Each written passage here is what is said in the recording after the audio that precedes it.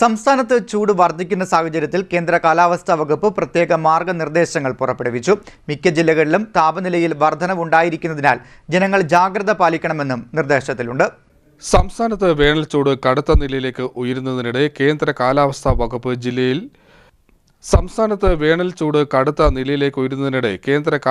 വകുപ്പ് മുന്നറിയിപ്പ് പ്രഖ്യാപിച്ചു. വരും ദിവസങ്ങളിലും ചൂട് ഉയരുന്നുമെന്നാണ് റിപ്പോർട്ട്.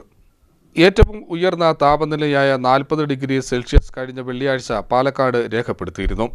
കോട്ടയം, കൊല്ലം ജില്ലകളിലും 37 ഡിഗ്രിക്ക് മുകളിലാണ് ചൂട് അനുഭവപ്പെടുന്നത്. മിക്ക ജില്ലകളിലും താപനില സാധാരണയേക്കാൾ 2 മുതൽ 4 ഡിഗ്രി വരെ ഉയരാൻ ഇടയുണ്ടെന്നാണ് കാലാവസ്ഥാ വകുപ്പിന്റെ നിരീക്ഷണം. കടുത്ത ചൂട് മൂലം സൂര്യാഘാതം, സൂര്യാതാപം, നിർജ്ജലീകരണം തുടങ്ങിയ ഗുരുതര ആരോഗ്യ പ്രശ്നങ്ങൾ ഉയരാനുള്ള സാധ്യത കണക്കിലെടുത്ത് സംസ്ഥാന ദുരന്ത നിവാരണ അതോറിറ്റി കർശന ജാഗ്രതാ നിർദ്ദേശങ്ങൾ പുറപ്പെടുവിച്ചു കഴിഞ്ഞു. പകൽ 10 മുതൽ 3 വരെ നേരിട്ട് വെയിലേൽക്കുന്നത് പരമാവധി ഒഴിവാക്കണമെന്നാണ് നിർദ്ദേശം. നിർമ്മാണ തൊഴിലാളികൾ, കർഷകർ, വഴിയോര കച്ചവടക്കാർ എന്നിവർ ജോലി സമയം ക്രമീകരിക്കണമെന്നും ദാഹമില്ലെങ്കിലും ധാരാളം വെള്ളം കുടിക്കണമെന്നും അധികൃതർ അറിയിക്കുന്നു. മദ്യം, കാപ്പി, ചായ എന്നിവ പകൽ സമയത്ത് ഒഴിവാക്കണമെന്നും നിർദ്ദേശമുണ്ട്. വിദ്യാഭ്യാസ സ്ഥാപനങ്ങൾക്കും പ്രത്യേക നിർദ്ദേശങ്ങൾ പുറപ്പെടുവിച്ചിട്ടുണ്ട്.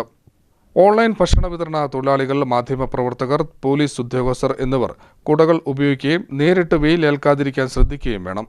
കുട്ടികളെയും വളർത്തുമൃഗങ്ങളെയും അടച്ചിട്ട വാഹനങ്ങളിലെത്തി പോകുന്നത് കർശനമായി വിലക്കിയിട്ടുണ്ട്.